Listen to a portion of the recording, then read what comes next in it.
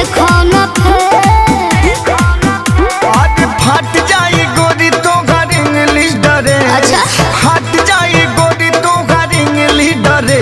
बदमाश होवे जान हमार उत्तर प्रदेश जदी एगो कर देबो पागली आदेश। बदमाश होवे जान हमार उत्तर प्रदेश।